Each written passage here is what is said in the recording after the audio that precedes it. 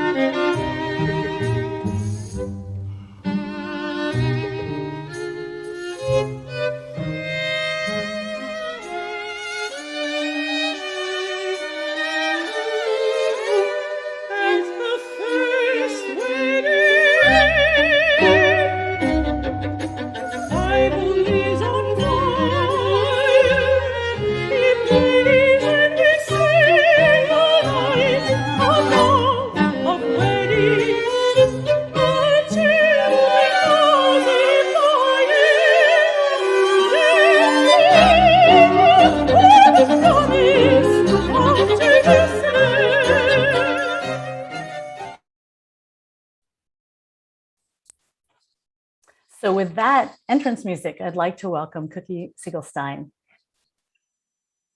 Hi, everyone. It's perfect that the clip that you chose has a wedding in it, because all of klezmer music, which is kind of what I'm going to talk about, is based around the Jewish wedding. Just a very quick history of klezmer music.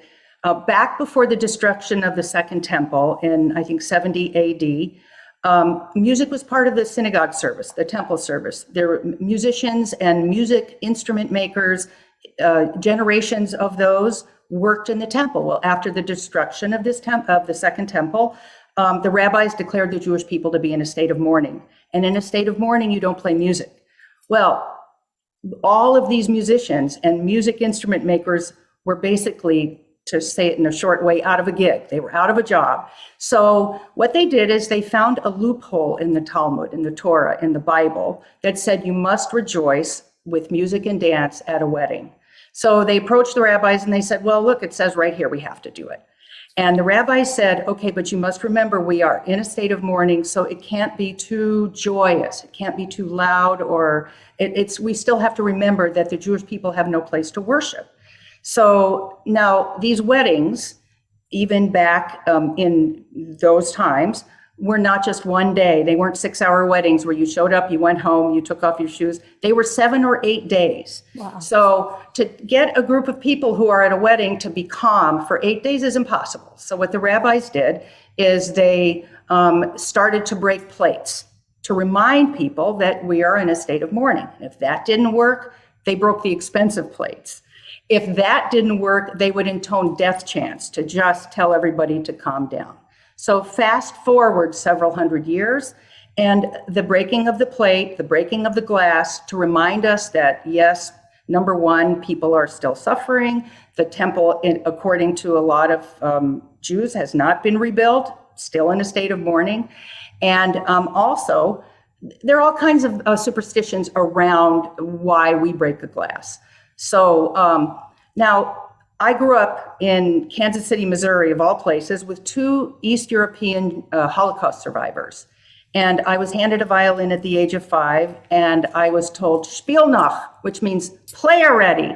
So I then was, I would say, invited, but it was really more like forced, to play the music of the homeland of my parents, and specifically my father, who was from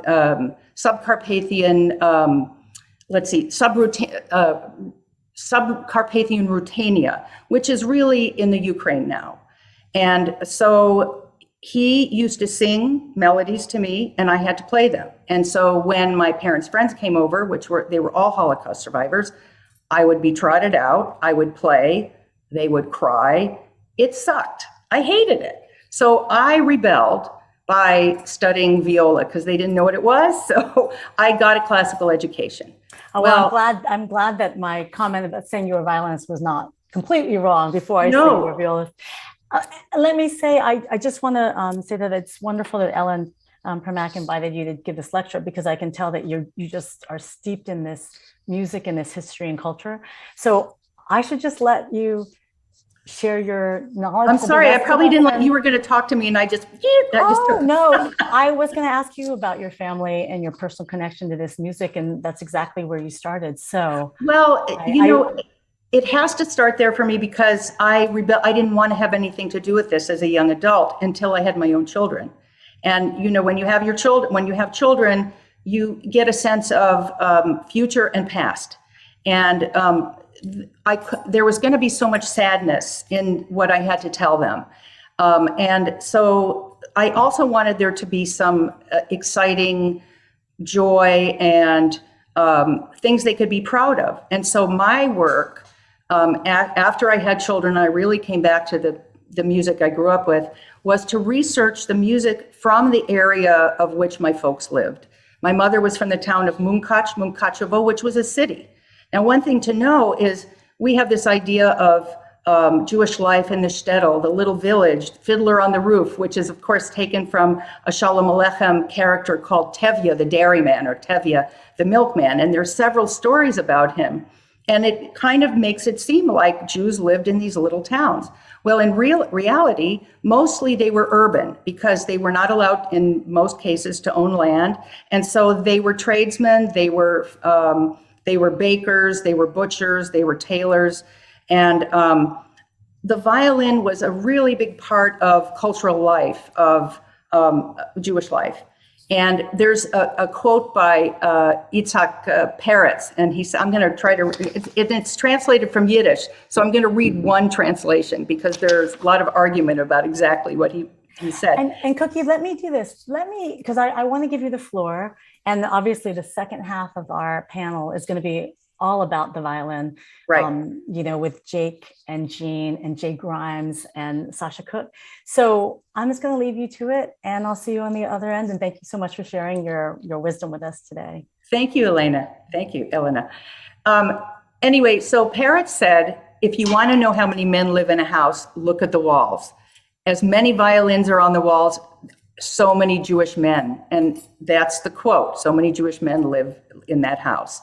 Now, there are records of women klezmer musicians, but in religious areas, women were not allowed to play in front of men, because the men would be distracted from prayer. So that's a whole nother lecture. But so it was very common for klezmer musicians or musicians to be, whole families to be involved.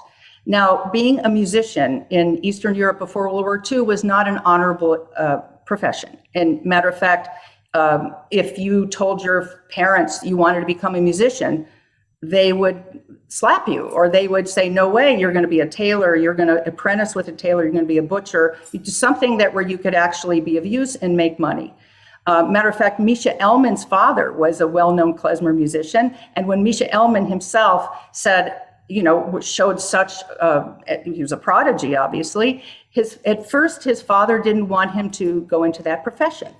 So why is violin so important? Well, it's portable, of course. It also conformed to the Muscovite quiet instrument restriction. Now, there were restrictions for Jews all over the Pale of Settlement, all over Europe and USSR. And in some places, they couldn't play after a certain time, and they couldn't have instruments that were too loud. So even though, you know, we think of klezmer music with a clarinet, it really did start with violin and stringed instruments. So the other thing is it can sound like a voice. Now, the violin was usually the lead player in klezmer bands and klezmer groups. And around where my father's from, which was the town of Nizhny Veretsky, the klezmer band was a Jewish leader, several gypsies. I'm not sure which tribe they were from. They were probably Roma, but I'm not sure. A Ukrainian, and some Hungarians, and these changed. But the leader was always this Jewish violinist, and they serviced the towns, maybe 3 or 4 towns within, you know, maybe 15 kilometers. And so they were such an important part of connecting the community, because the Jewish wedding was the bringing together of 2 families, oftentimes from one from another town. And the idea was to make the community bigger. Now, the musicians had a very big job. They had to escort the guests from when they were coming into town with escort music. They had to also kind of lead the rituals of the wedding. Now, sometimes the violinist was also what was known as the badchen. A badchen is the master of ceremonies for the wedding. And this is the person who would sing to the bride and try to make her cry. Now, this making the bride cry has a few different things that are important about it. One is it harkens back to the destruction of the temple. We must remember we're in a state of mourning. The other thing is Jewish people in Eastern Europe were very superstitious. So they felt that if the little demons that were always around, called dibbuks, heard that somebody was crying or that there was destruction, they could leave that party alone and they could go on to the next party. So the musicians and the badchen worked very closely together. Occasionally, the badchen was also the violinist, and their job at the beginning, like I said, was to escort guests to the wedding area, which oftentimes mostly didn't take part in this place in the synagogue, because the wedding chuppah, or the veil that goes over the poles where the bride and groom would get married, symbolized the marital bed. And that couldn't be in the synagogue, but it was often on the east outside wall or against the wall of the synagogue. So the musicians had to play these escort tunes. They also had to play what was called the Kalabesetzen, or the Kalabeweinen, which is the seating of the bride, or the veiling of the bride, and also the making of to make her cry. Now, the veiling of the bride was also then led to the unveiling, where the groom would march over to where she was sitting, and he would unveil her, make sure she was the right bride, which of course harkens back to when Jacob wanted to marry Rachel. He had to work in the fields for 7 years, and Rachel's father tricked him, and he married Leah because he wanted Jacob to marry the oldest daughter first. Leah was not as beautiful as Rachel, so Jacob had to work 7 more years. So this led to the tradition of the unveiling of the bride. Now, the badchen and the musicians, and actually I'm going to ask Tamara to play. This recording is a Yiddish theater in Kiev in, I think that's 1936. Let's see. 1936, the USSR Yiddish Theater. And it's a reenactment of a seating of a bride. And you'll hear the violin playing very vocal type things. And you'll also hear the bride crying. And what the Bachman is singing to her is in these little rhyming couplets of, your life is now going to change. You're leaving the comfort of your parents' house. You're going to, you have all these responsibility as a Jewish wife. You have to make children. You have to make your husband happy. And, you know, this is your life now. So, of course, it sounds scary. So anyway, Tamara, could you play that just up to about 2 minutes and 15 seconds?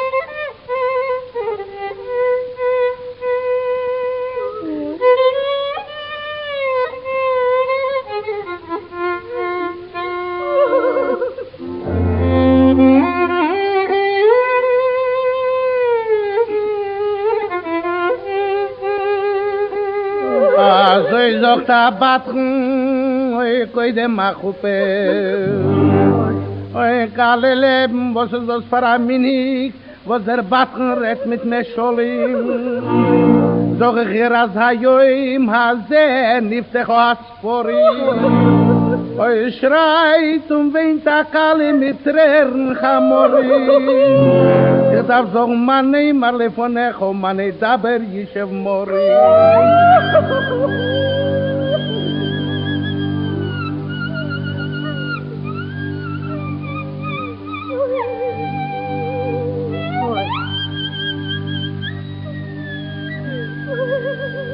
Oy kalule mit sveinen is fargir zeyers kedai ay vale weinen musst du jetzt sei reisch schwerst von deiner wer ist frei und das zweite das du gedenken als dein Tate ist nicht der Bar.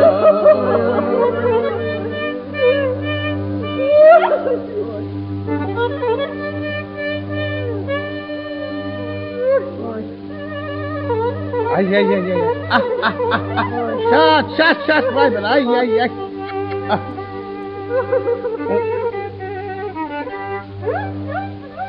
Wieder. So you can hear that the violin is really imitating the voice in this example. It was kind of common in some of the cities when the Yiddish theater was kind of growing, and this is from the late 19th century, which we think started in Iași, Romania, which then also was happening obviously in Kiev. And so they did these parodies of Jewish life and of Jewish weddings. After that part where he's making the bride cry, he calls on the klezmer musicians. He says, "Vivat, vivat," which means joy, joy, happiness. And they play kind of a wedding, joyful dance. Now, the musicians really played very few listening tunes. If the family who hired them was wealthy, they might have asked them to compose a tune especially for their family. And so the Bachman then would have really worked in information about some of the characters in the family. And then this would happen, the listening part of the wedding would happen at the table, at the dinner. And the violinist would have the lead violinist, which in some places, actually even where my mother grew up in the town of Munkacs, because it was a very Hungarian area, the violinist was called the Primack, which means the first. And so he would put a bag at the end of his scroll, lean in towards the father of the bride and play some beautiful kind of probably something that had some religious melodies in it, Also, Romanian was very popular, so they would throw in some Romanian sounds of what we call a doina, which is a shepherd's tune, which was very similar to what the violinist was playing there. And he would lean in and hopefully get paid that way. The thing to know also is that today, if somebody calls and asks my group to play for a wedding, I send them a contract and I expect a deposit. But in a lot of places in Eastern Europe, as I said, klezmer musicians were considered to be, it wasn't an honorable profession. They would have to give a deposit to the family of the bride to number one, guarantee they'd show up. Number two, guarantee they wouldn't steal anything. And they often were put up to sleep in the barn. So it was definitely not something that, as a young child, you'd say, gee, I want that life of traveling between 3 towns, getting robbed every 2 weeks, and having to beg to be paid. But, you know, as us musicians know, when you want to play something, you want to play something. When you want to play an instrument, you want to play an instrument. And so the other thing also is that klezmer musicians in certain areas had their own slang. This slang was known by the police because they would sometimes do a version of, say, Pig Latin. Instead of calling the bride a kala, which is what the Yiddish word is, they might call her a lika, which is backwards. So the police kept a list of this slang, and really they were considered part of the criminal element. Now, one thing that makes Eastern European folk music, Jewish folk music, different than other folk musics in some of the co-territorial folks is that it was common for klezmer musicians, if they came from a family that could afford it, to actually study classical music, as I said earlier. And so the idea that, the musicians would be able to work a wedding and also play a Mendelson piece or to play a Strauss waltz was normal. Very rarely outside of work did Jewish musicians, at least in my research, really play or jam with co-territorial musicians.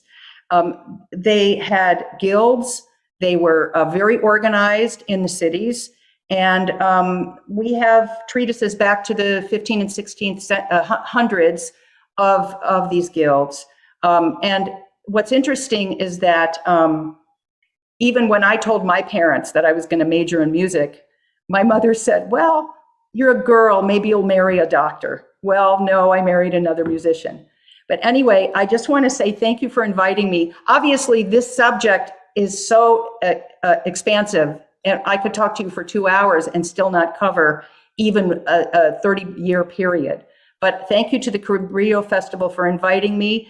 And I am going to invite Elena to come back. And if you have any questions, Elena, we have a minute or two if you want to ask me anything. Thank you for that. There's too much to ask in this short period of time, but I'm just bringing it back to the clip that we saw earlier. What was your reaction kind of to this, the music that Jake has written and the text that Gene has done to bring this period to life in such vivid detail, like harrowing stories, but also beautiful stories as well? Well, my first impression was that it sounds like salon music. And something that would be played at a Jewish wedding of probably, a pretty well-to-do family with Jews and gypsies playing together. There was a real gypsy element in that piece.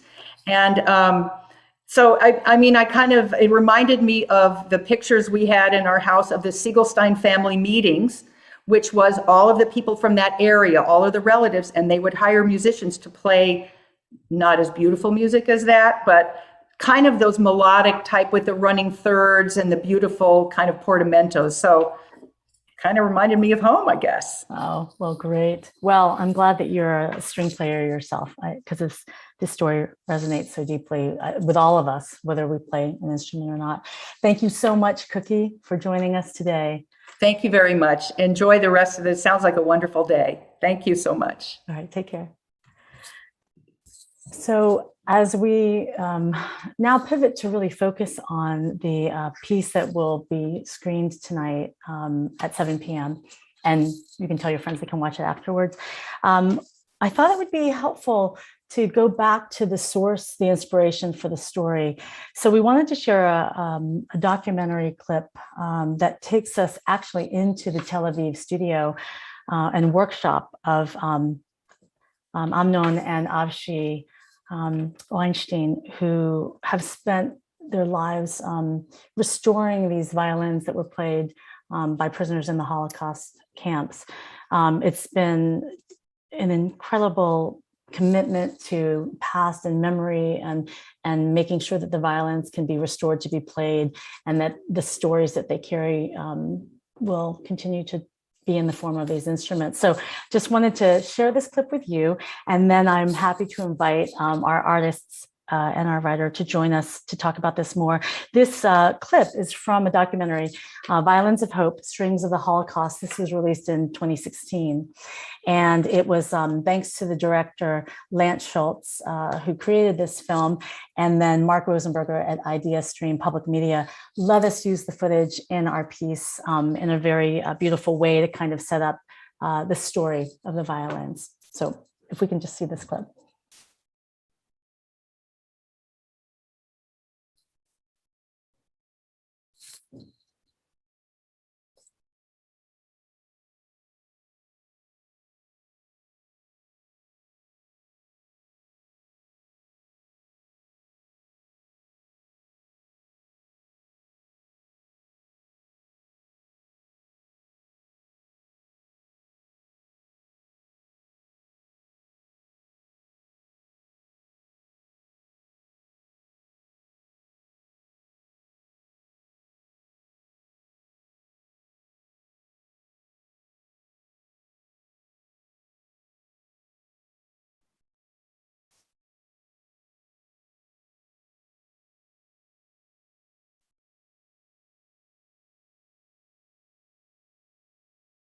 So with that, I wanted to invite James A. Grymes to join, as well as composer Jake Heggie and librettist Gene Scheer.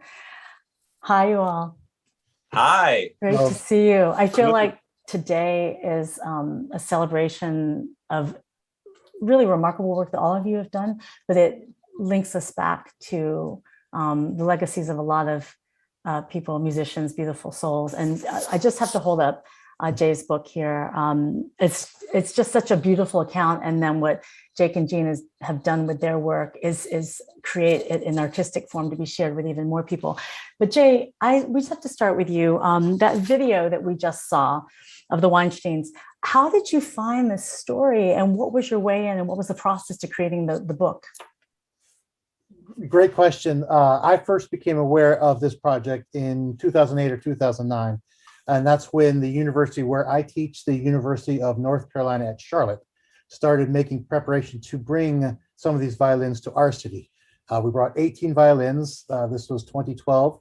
It was the first time the Violins of Hope had been anywhere in the Western Hemisphere. And as the college was making preparations and putting all these partnerships together for the concerts and the exhibitions and things like that, as a member of the faculty, I really became inspired by these stories, this idea that music, which is, something that I love, something that I've dedicated my career to. And like Cookie, I met my wife through music, but it could be not just something I do for love or as a profession, but in certain circumstances could make the difference between whether I lived or I died and whether I was able to protect my family. That was quite profound for me. And so 2011 or so, I took a trip out to Tel Aviv and met with Amnon in his workshop, that same workshop we just saw, and spent a week with him and saw the violins and learned their stories and learned his stories. And it was during that trip that I became inspired to write this book about the Violins of Hope. And if people haven't had the opportunity to read your book yet or to see the documentary, can you just give us the quick overview of what these violins are and what the story has been with these people who played them that lead us to where we are today? Absolutely. So Violins of Hope is a collection of instruments that were owned and played by Jewish musicians before and during the Holocaust.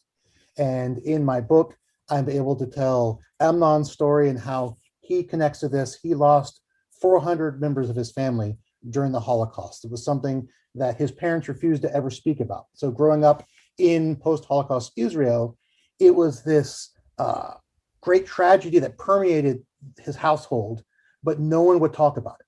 When he'd go, his father, the day he learned that his entire family had died in the Holocaust, had been murdered, he had a heart attack and refused to ever speak of his family again. And young Amnon would go to his mother and say, you know, where are my grandparents, my uncles, my aunts, my cousins? All she could do was find a book she had found about the Holocaust, and she would point to the ghastly photos of the dead, and she would say, this is our family. This is what happened to them. And she would break down in tears, unable to speak further. And so as he grew up, this Holocaust sort of haunted him. And you know, he became a violin maker and violin repairman. That's what his father did. So he learned this trade from his father. And Cookie also talked about this sort of intersection of raising one's children and this collision of one's history and the legacy they're passing on.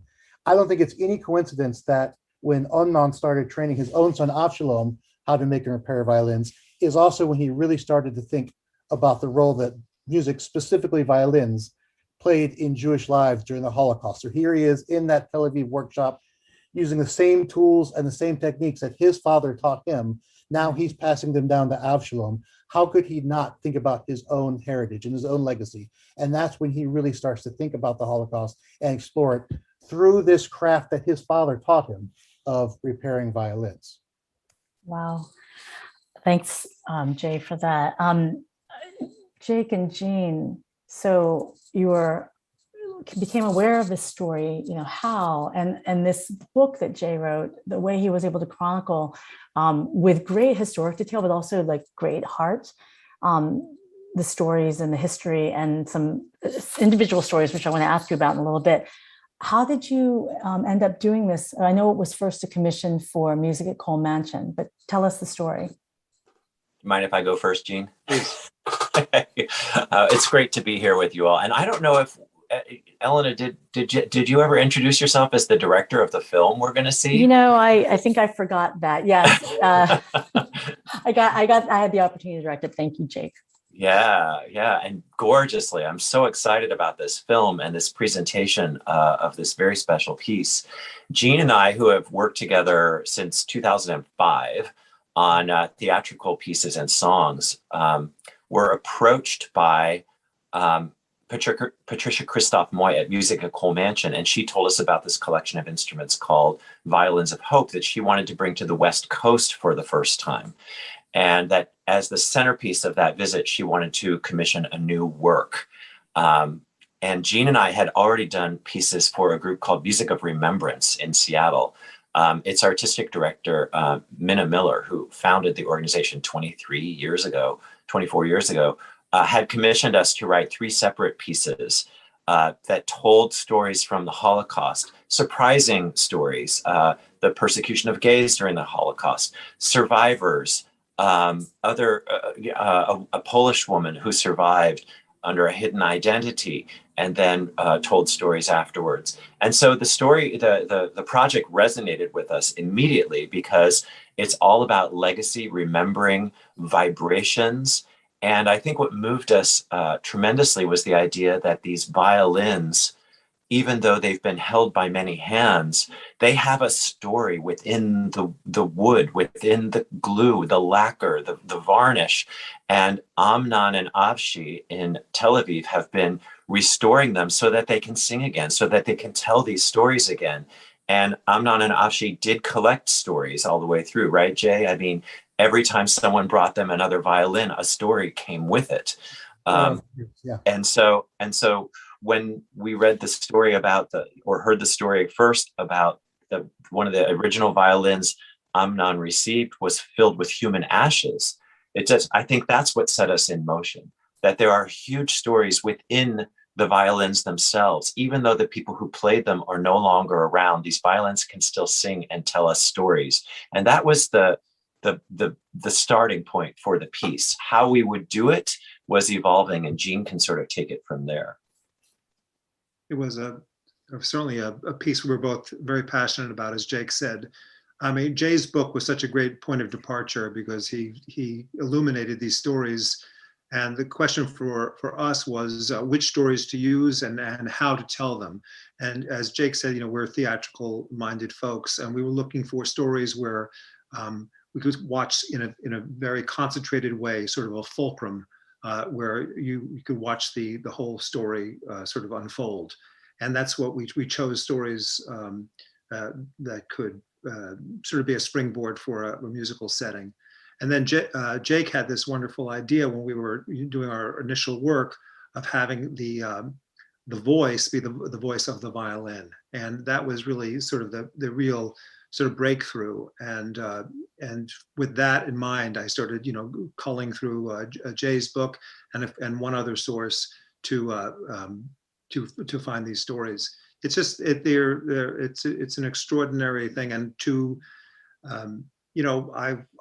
this is not a Holocaust story, but a story of World War II. My uncle, who was a prisoner of war, when he came back, he also never could speak of it.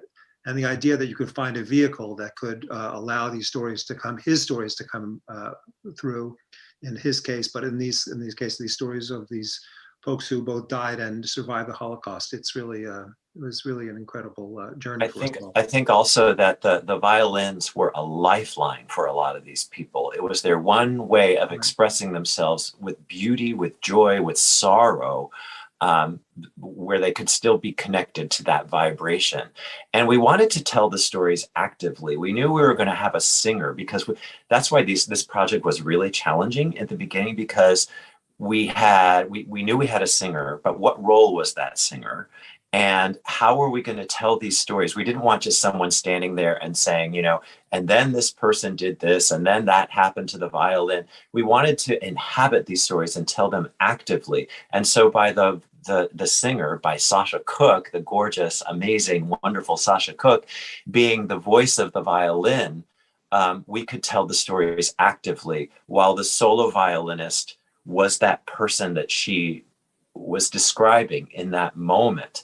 I think it's important to remember that the trajectory, the breadth of the collection of Violins of Hope includes a couple of very fine instruments that had long histories before the Holocaust. So these instruments were concert level violins. And then there were also the klezmer instruments too. So we wanted to tell a range of stories and experiences.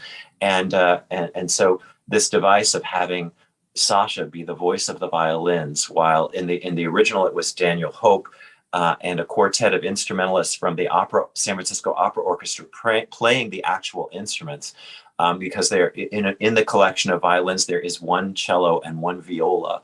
But when we did this for Cabrillo, they use their own instruments, the quartet, but the piece still resonates and works because of the active storytelling, and it feels very vibrant and connected.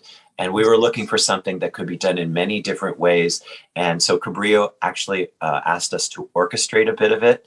I orchestrated the whole thing, but we were able to use some of those orchestrated clips during this wonderful film you made, Elena. But it's been quite a journey to find a way to tell it actively so that it feels alive and current while we're remembering and allowing those stories to resonate and be told again. And the springboard, of course, was Jay's wonderful book. Right. The idea of telling a story actively, if you take the story of Eric Weinecker, which is chronicled in Jay's book, it's a long story and some things are referenced in our song, but we focus on the story of him being on this boat, approaching Palestine, the furnaces, they need to feed the furnace and they've been ripping the ship apart. And this young man has this decision whether he's going to burn his violin. So there's a lot more in Jay's book, but we chose this one very pivotal moment where we're watching someone, I would say, make a decision in real time, and that's where drama sort of happens, and Sasha brings it so beautifully to life. So in each of these songs, we were looking for that, as I said, this kind of dramatic fulcrum, and that's what we tried to provide. I was just going to say that I feel like we're like begging for Sasha to join us. So I think that we should play a clip so that people can see this kind of active storytelling that the two of you did. And of course, I know both of your work together, Moby Dick, and your other operas and other pieces. And I just feel there's so much pathos and beauty and poignancy in what you've been able to draw out. So let's see a clip so that Sasha can join us, and we can see Sasha Cooke and Ben Beilman and the St. Lawrence String Quartet in a clip from the first movement of Intonations, which is entitled Ashes.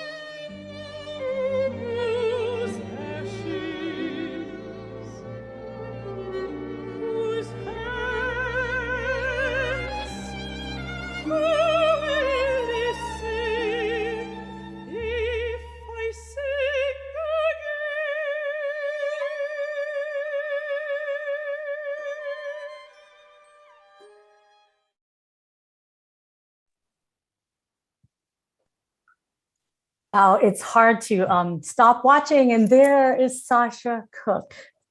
Hi, everyone. Nice Hey, Sasha. Sasha, it's just so compelling. And I'm so happy that we have the medium of film for you to share this, because the camera can go close and see your eyes and everything that you're expressing. Thank you for doing this. Thank you. Talk about when Jake and Gene first told you about this piece and the role they wanted you to play in it.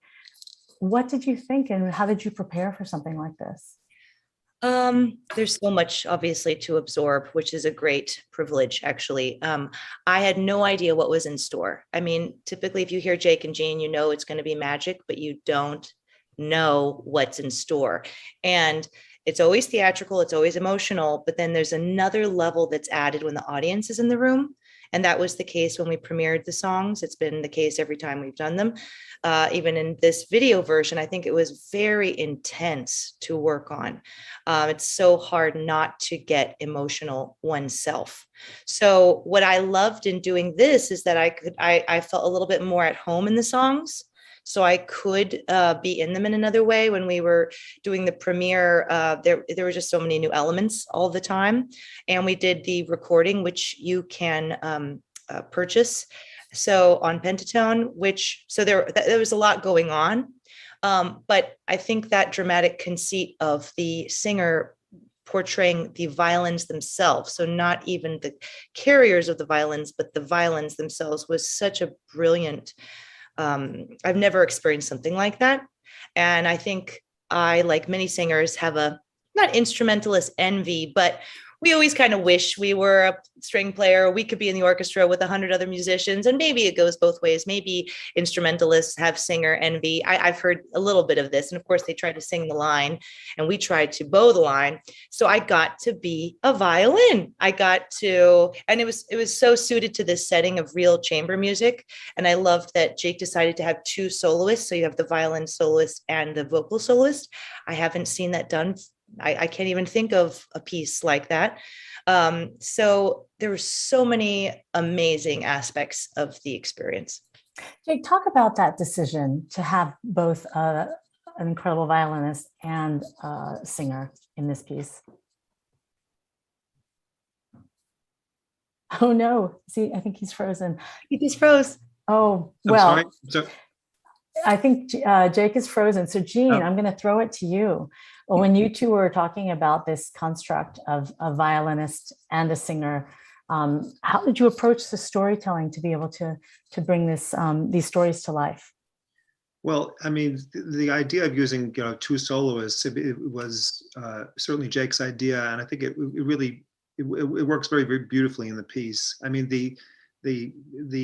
it's Sasha is, it's almost like the violin is the heartbeat of Sasha, of the violin itself, and you feel this sort of way of reflecting sort of the emotional truth. I mean, in the end, what we're trying to, as much as we're trying to get the details of these stories to tell people what happened, we're in the art of communing sort of an emotional truth. I mean, I would say we're sort of emotional archaeologists. That's what we do. We're trying to sort of mine history and the human heart for what things feel like and felt like. And so it's like Sasha is this voice, and the violin is the blood in the pumping the heart. And it's such a nice back and forth. And I say, having seen this video that the world is about to see tonight, it's just extraordinary what you've done, Elena, and what the artists have done. It's just such a beautiful rendering of this. It's very, very exciting to me. I think this is, it's one thing to capture the experience of a performance, and there's another ways to enhance it. And I think that's what's happened here, and in such a beautiful way.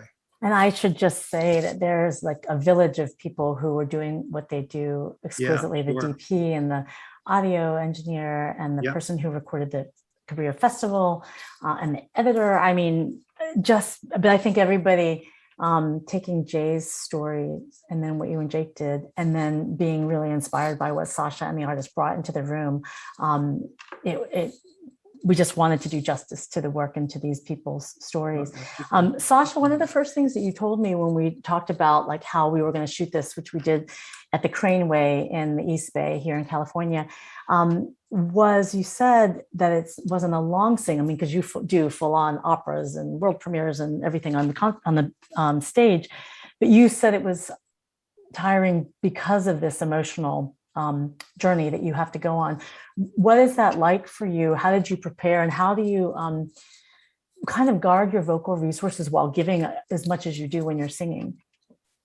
Yeah, that's why I was so grateful for this opportunity to do them again, because I think you can only learn by doing, really, and finding that line and crossing it and going too far and getting emotional, and sometimes wanting to scream when really you should sing, and sometimes not saving when you should save.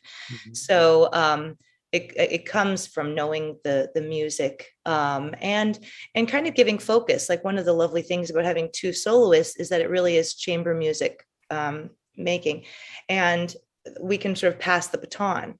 And when the focus is off of you, you can rest in a way that you can't when the spotlight is constantly on you.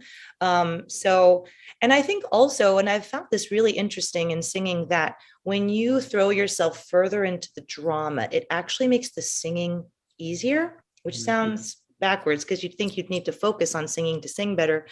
But sometimes if you focus on the emotional story and what that character is going through in that moment, then the singing kind of just comes with you, if that makes any sense. So I think just getting to know also the emotional arc helped with the vocal pacing. And then you guys planned it so well. So we did this recording over 2 nights, and each movement we rehearsed and then recorded, and everyone was very, very on top of watching the time and being very, I mean, wouldn't you agree, Elena? So it was organized, and yet it was live. There was a lot feeling of live music because we didn't want to edit in. So that kind of kept it exciting. And I think it was just very well organized, which made a big difference. So I'm very grateful to you all for that. I think over 2 nights, we could split up in a way that the orchestra, the musicians could really focus on what was going to be recorded. And then we had 4 camera people who were working off instinct and some direction in their earpieces, and things are possible in that way. You were talking about the interplay and passing to Ben and vice versa. I have to say, some of my favorite moments, that line that we just saw, like, who will listen if I sing again? And you glanced over at Ben, and then he would take the line and start to play. And then there's another moment where you say inextinguishable song, and you look at Ben with such love and tenderness that it's just a joy. It's just a joy to see that kind of exchange. The clip that we saw at the very beginning to help set up Cookie's talk was Fievel. You saw Jeff Nuttall, the first violinist of St. Lawrence, like kind of looking with glee at Ben, who's like, and they're playing the wedding music together. Just to give the audience a little bit of context, can we talk about Fievel? Oh, and there's Jake. Sorry about that. I don't know what happened to my Wi-Fi. Yeah. So actually, Jake, Yes. if we can tell the audience a little bit about Fievel, the story of Fievel. And Jay, you can chime in here if you want. And I should say, if you have any questions, audience, please put them in the chat, because we'll have a few minutes at the end to talk about them. But tell us about the clip we saw at the very beginning. If you and Gene can talk about the story, that would be great.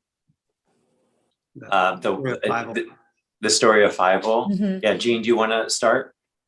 Well, Fievel was he was playing at a violin. He was playing at a wedding, and he borrowed or was given a violin by an elderly gentleman who was devastated by the Holocaust, and he plays this wedding, and he promises to share the monies that he, in this case, the food he gets in return for playing. And when he comes back to share the bread that he's received for playing this wedding, the man he was a judge, I believe, in the original story. He had taken his own life because he was just so devastated. And it's the story of this person who gives away this violin so that it can be used, so that Fievel can then feed his own family. And of course, what happens, and it's noted in the song, is that you're not just saving your family, you're saving all the generations to come. It's all of the children and the grandchildren, the people who are here now, and the people to come when we're all gone.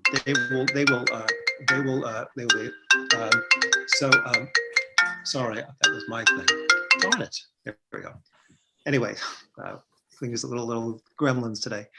Anyway, so it's that's the thing which is so moving in this of this story, is that it extends, into the future, and it's still with us, and that's the story that's chronicled in that song, and of course that story is in Jay's book, which I urge you all to read. It's such a beautifully crafted. All of these things and all the pieces that we decided, stories we decided to tell, are about that passing on of legacy, of history, of story, making sure that we don't forget. And so with Fievel, it's in that moment, the old man is passing on the violin to the young man, but it also represents a lot of the trajectory of the stories that we were telling, including Amnon being the conduit for many other possibilities to happen. What Jay did with his book, what Sasha does by inhabiting these people, what you did with the movie, Elena, is that it allows now these stories to have another life in a different way. And that's the whole point of the project, to make sure that the stories are told, that these voices can be heard. Fievel, and Gene, one of the things that he's so brilliant at, which is why he's a great librettist, songwriter, etc., is he leaves room for music to tell the story. He doesn't try to explain everything in words, so that when we get the wedding dance and we feel the music start to boil with this passion and joy about what's to come, Gene left the space for me to do that as the composer, which is why we work so well together. But all of them are very deeply touching, beautiful stories about legacy. And Jay, when you first heard just say the Fievel movement, and one of Gene's lines is that with his violin, Fievel saved 17 Souls. And then he talks about, dancing into the future and the promise of Jerusalem. What was your impression? So it was really, coming into it, I had no idea what to expect. And we had a nice conversation with Jake very early in the process. And then early on, Jake sent me the score, which is prefaced with these beautiful texts that Gene created. And that's when I first, how are these guys going to do this? Oh my goodness. And the telling of the stories from the perspective of the violin, and then Gene described himself as an archaeologist. And I think that's really key there. He'd find this nugget of the heart of the story, and he'd zero in on that and build this wonderful poetry around it that Jake set so well. And it really is about the legacy. This Fievel's violin, I learned that story from Fievel's daughter, Helen. Wow. Who was only an infant when they were sent on this death march through the rain and the snow in Romania. Incredible. And Fievel gets his hand on this violin. That one gets confiscated. He gets his hand on another violin. He just keeps going. And by playing the violin, earns enough firewood, food, water, whatever is left over, these week-long parties, these Ukrainian parties that Cookie was talking about earlier, he would play at those, and whatever was left over, he could bring home to his family. And that's how he saved himself and 16 members of his family and friends. And that's, wow. He passes that violin down to Helen, and Helen brings it to the project. And now we're seeing, we're at a point in history where with every passing year, there are fewer survivors among us to tell their stories. And so the violins themselves, they're a different type of survivor. And so we learn their stories through the violins, and now through these beautiful songs, through this beautiful cycle, and now through this wonderful film, it's just generations to come. I'm happy to tell you that Patricia Christoph-Moy, who first commissioned the piece, is watching, and she asked the question about Gene and Jay and Jake, how you all communicated during the creation of the piece. So you just mentioned, Jay, that early on you heard from Jake. Did you have conversations with Gene about the stories, or did Gene take what you had written in the book and then dream up what would work in this form? Well, I'll let Gene answer that. Gene and I had no correspondence, which I think was a great idea, because I would hate the idea that I somehow influenced him, because what he did with creating these texts is so brilliant.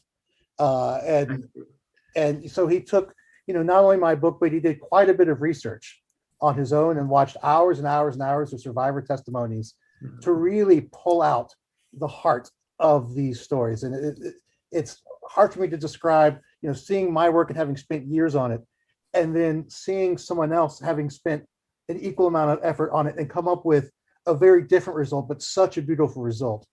And then Jake adds to it, and then Sasha adds on to it with the beautiful performance. It's just these layers and layers of creativity and warmth and love, and really creating something very special.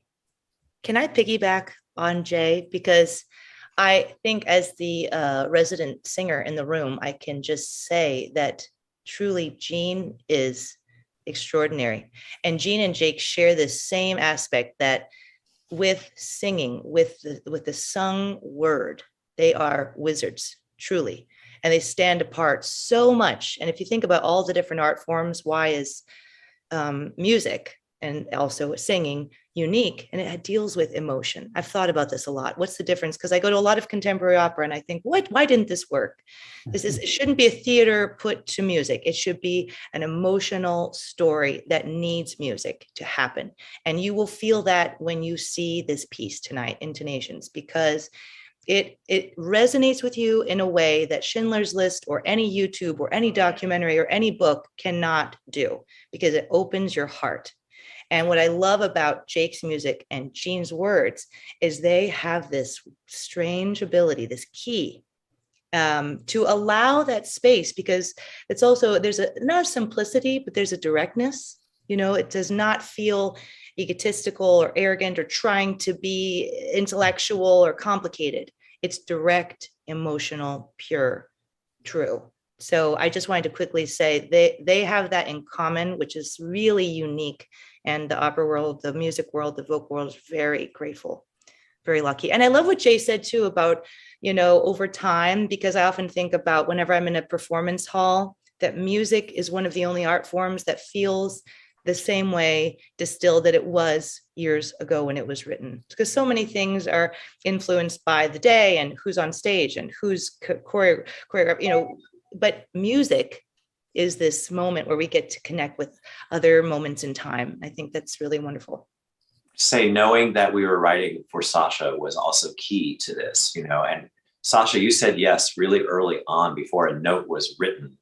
And it was a wonderful opportunity to collaborate, but both Gene and I know you as a performer and a singer, and that's critical to the creation of our pieces, because we're theater people primarily, and the visual part of this, how this was going to look on the stage, how it was going to feel, how it was going to sound, what that vibration was going to be, was really key to the writing of it. So it's many elements together, but then the idea of knowing that from the original, which went really well and was wonderful in its original incarnation, that we would have you for when Cabrillo asked for this orchestration, this fuller version, was also very heartening and allowed that vibration to continue. And then Elena knew you would be the singer in the film, and of course we all love each other, but it's Sasha, you're very special and you're a real inspiration, yourself.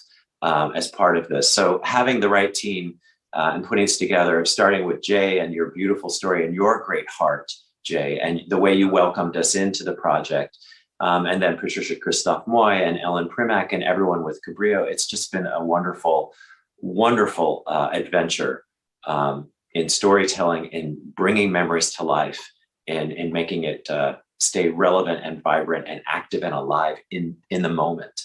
Because these were actually, like I said, these were very challenging pieces to set, because they're not just, they're not just a poem that's reflecting inwardly on a particular moment. They're not ballads. They're not, there's so many things, because we want to get the story of the violin, the violinist, all these perspectives, the event, the transformative event that is happening in the song, and create an arc from beginning to end, from when Amnon opens the violin and it's filled with human ashes to the liberation of Auschwitz. That arc. It was a tremendously challenging piece to write, but very, very gratifying in the end. Gene, I'd love for you to jump in here, and I do want to say that we have a couple questions from our viewers. But Gene, can you respond to what what I was going to say is, one of the things I think this is very meaningful to us all is that this is certainly honoring Amnon's work and Afshi's work. And the idea that this piece will help tell their story and secure their legacy and the legacy of these violins that's part of the story here, and it's always part of the story. And we had the pleasure, of course, of meeting them, and so it's, none of us are here forever, but while they were here, while they are here, of course, they're doing such meaningful work for the world, and so that the legacy of the Holocaust is not forgotten, and that hopefully, as we say, when these kinds of things come around again, as we say in the text of these, when one of these songs, that we can pick up these violins that they made sure would be around, and to sort of reflect on the human condition and what's possible. So to me, that's been part of this whole, the beauty of this whole thing, is to honor Amnon and Afshi's work. And because that is, if there's a stone that was dropped in the pond and we're all the ripples, that was the stone that was dropped in it. And so that's what I've been thinking about as we have talking about these things. When you talk about preservation and legacy and being able to share that with others, I think that's one of the beautiful things. I mean, we all miss live performance and can't wait to get back to it, but of being able to do things in this form. And Dr. Betty Bet, excuse me, G. Hirsch asked, are there any plans to share this film and its incredible stories around the country? And one of the great things, Gene, when you first watched the film, and I heard from others, everyone saying to me, oh, maybe this could be in film festivals. And so that's our hope at this point, is to try to get it into film festivals or Jewish film festivals, regular film festivals, on television, and have these stories reach a wider audience. Another question came in, and actually I have a funny response to this question. Someone wrote, not having read the book, are these violin stories created or factual? Now, this question came in a little bit earlier, so I think that the audience is gleaning if they didn't know that these are real stories. But I am one of those people who don't watch like movie trailers before I go to the movie. I just dive into the thing. Right. So I get the piece, I listen to it, I look at the score, and I was like, oh, these are incredible stories. Clearly, exile is true. Clearly, the concert, these people being forced to play for commandants and cruel people who happen to love music is true. But we got to Motola, and Motola, the first line is Motola that Sasha sings so beautifully, was 9 years old when I became the beat of his heart. And you follow this story, which I'm going to let Jay, you tell. I thought this was a thing of fiction. I was sure it was fiction. I thought, well, this is really something, it's a bit of a stretch. And then I read the book, and then I was actually inspired and then devastated. But Jay, I'll let you and Gene say why I was inspired and devastated by Motola. Jay, you take the floor here. Right. So when young Motola was 12, he was in this tiny Ukrainian village, and that's when the Nazis came and murdered his father, his mother, and his little sister. And he escaped to the woods, bringing with him his most precious belonging, his violin. And after miraculously working his way through the Ukrainian forest for a while, he came into contact and ultimately joined a legendary partisan brigade known as Uncle Misha's Jewish Group. And as one of these partisans, Motola distinguished himself as a young man, very clever and a real knack for espionage. And one of his missions was he infiltrated a Nazi officers club. It was a building that had been commandeered by the Nazis in Ukraine as a place where the officers could stay over for the night on their way to try to salvage the increasingly perilous, for the Germans at least, situation on the Eastern Front. And he at one point discovered a crack in the basement wall and hatched a plot to fill that crack with explosives. And so he had infiltrated, he would entertain. He was the violinist for this club. And he became something of almost a mascot. They didn't think he was Jewish. They thought he was an ethnic Ukrainian. And so they kind of adopted him, and the local commandant went so far as to have a little uniform and cap tailored for him, a German uniform. So here's this 12-year-old boy, and every day he'd put on his German uniform and go and entertain the Nazis. He'd take their requests, he'd laugh at their jokes, but he was also eavesdropping on their conversations and reporting back to the partisans who were in contact with the Red Army. And he'd go down at the end of his shifts at night and sneak into that basement room and leave his violin in some empty barrels and walk out with an empty violin case. And when he'd come back the next day, he'd have that case with him, only now with a few pounds of explosives hidden inside. And he'd fill the crack with explosives, and when the time was right, he blew up the building. And that's the story that Gene tells so well. Motola, of the 6 main stories I tell in Violins of Hope, most of them are about how people use music to stay alive. Motola was how to use his instrument as a form of vengeance for his family members. But he, of those characters, of these real people, is the only one who didn't survive. He died in combat. And so Uncle Misha, that partisan commander, took that violin and passed it down to his son. Here we go with the generations again, who passed it down to his grandson, who brought it to Amnon. And then Uncle Misha, after the war, wrote a biography of Motola in Yiddish as a way of for this boy who he basically adopted, who had become like a son to him and like a brother to his biological son.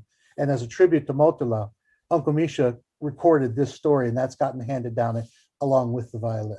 And that's why I was devastated. First of all, I'm reading your book and I'm like, oh my gosh, this heroic kid, this courageous kid who lost everyone is real.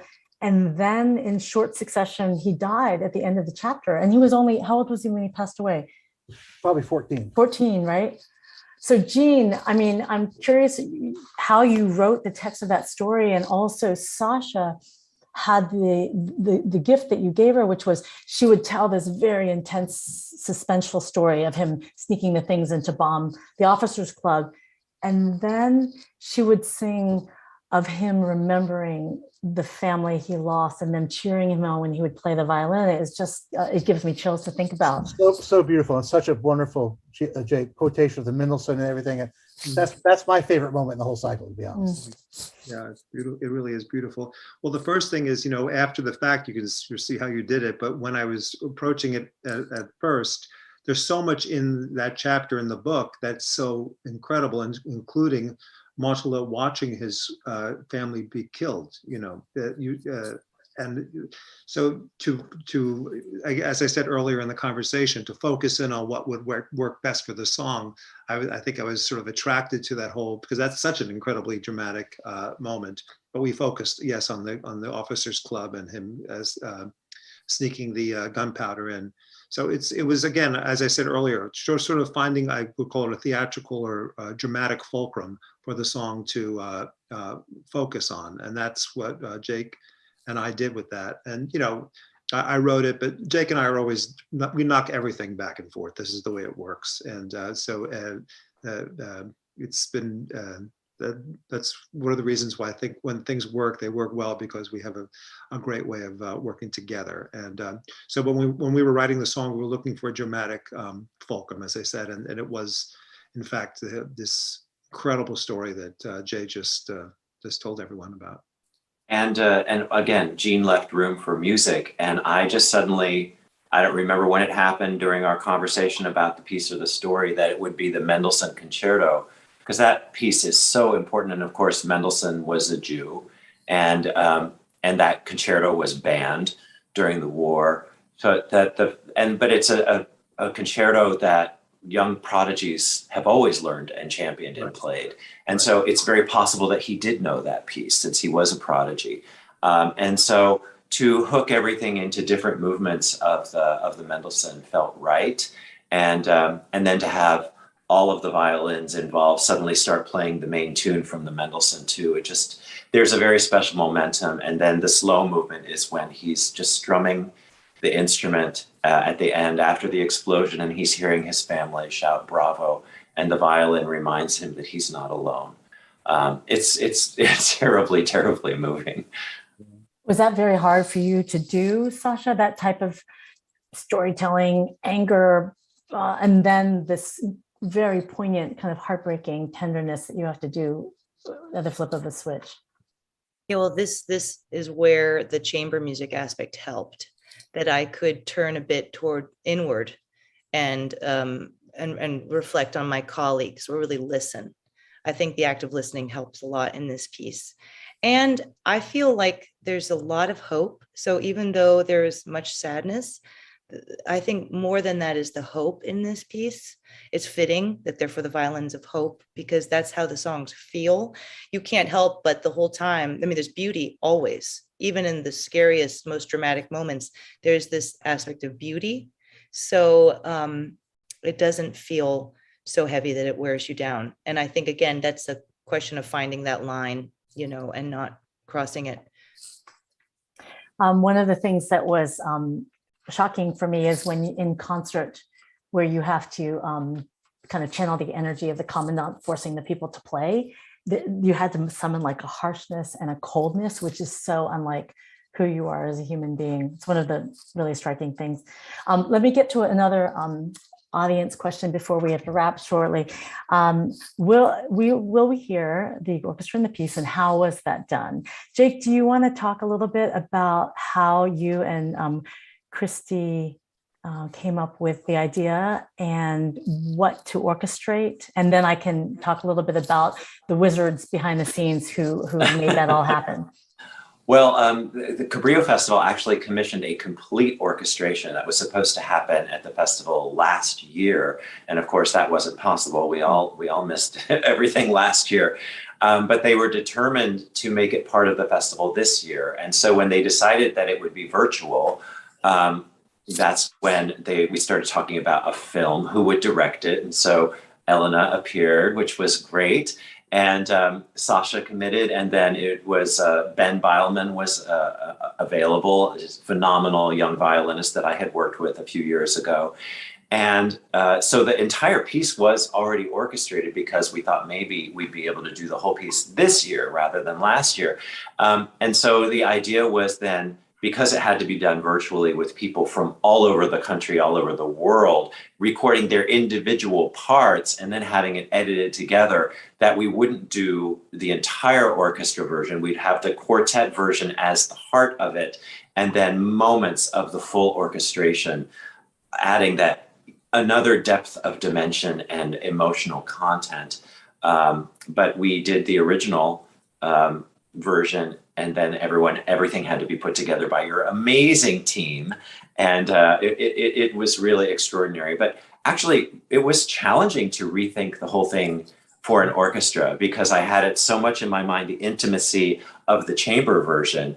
But there is a whole new palette of colors available, of course, with a full orchestra. So one of these days we'll hear the complete thing fleshed out. But meanwhile, I'm so proud of the work that you did in the movie.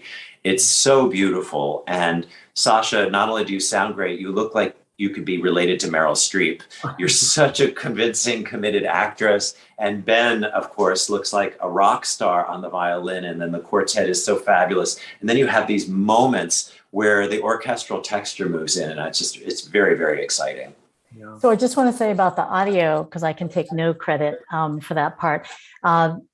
David Vierbols was the audio engineer who was there. And, this is a warehouse, a vast warehouse space. So had to deal with all of the challenges to mic everyone exquisitely.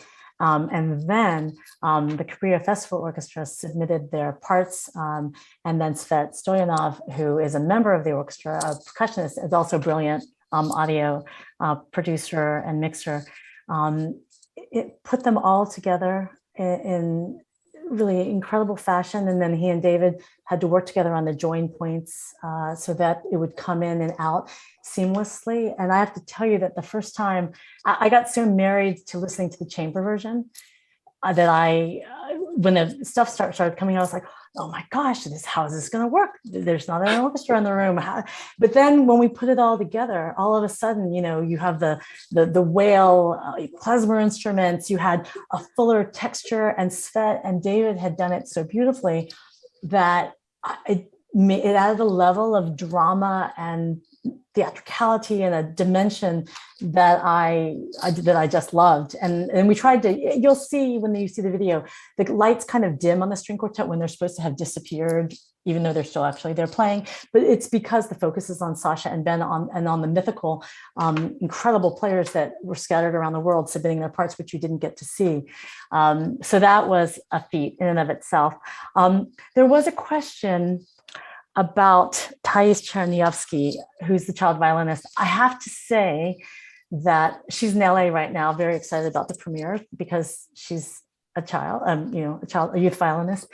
I'm loath kind of to say too much about how she appears in this piece, because I feel like somebody who helped me on this project, Oded Levari, who's an Israeli composer musician, he was helping me with the storytelling and the photographs that are integrated.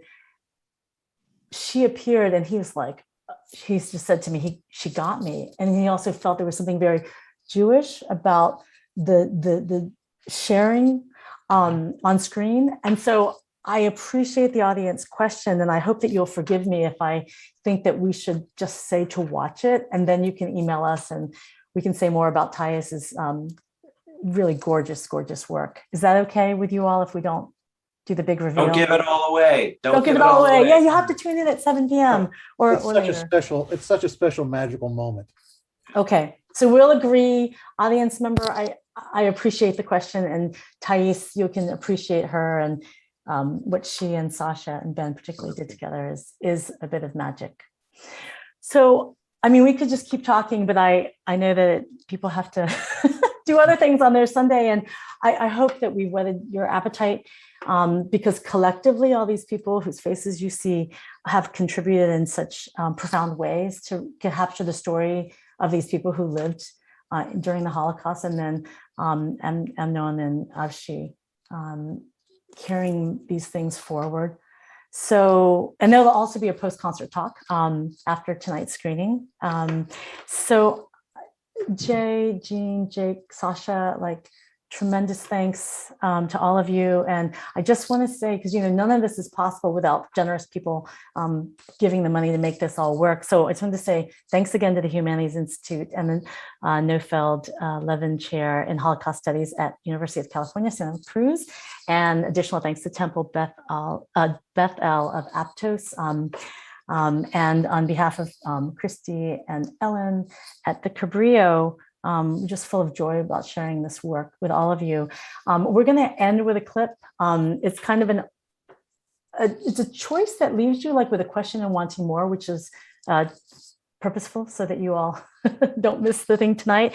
It's from the end of the movement that I mentioned earlier, where Sasha has to talk about the commandant, you know, tap, tap, tap his feet, waiting for concerts to begin. It's the last part. So Jake, could you just set up the clip that we're about to see, which is features Ben Beilman in a solo moment, and then we'll see you on the other side. This is like almost one of the most harrowing stories. It's about the young violinist Henry Meyer, who went on to found the La Salle Quartet, who recounted a story of when he was forced by the Nazi officers to play a concert in the gas chamber because the acoustics were better. And it was the place, of course, where his family, so many loved ones had been murdered. And here he was having to play. And at the beginning of it, he actually apologizes to the violin and says, "I'm so sorry I have to do this, but I'm going to survive another day if I do." And in it, he's overtaken by the spirits of the anger and the rage of what he feels about being forced to do this, and the sorrow. And it isn't until after the performance is over and he's alone in the chamber that he can play this very moving soliloquy to honor the people that were lost. And so the solo moment you're talking about is at the end of the movement concert, and it's after the Nazi officers have left, and Henry is alone in the gas chamber to honor the souls of the people that were there.